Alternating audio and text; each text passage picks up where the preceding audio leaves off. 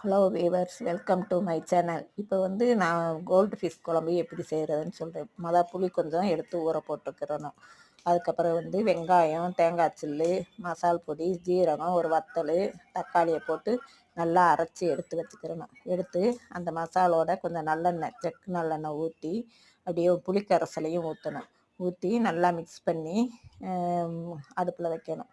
அடுப்பில் வச்சு நல்லா கொதிக்கணும். நல்லா கொதித்து காயவுமே கொஞ்சம் உப்பு போடணும். உப்பு போட்டு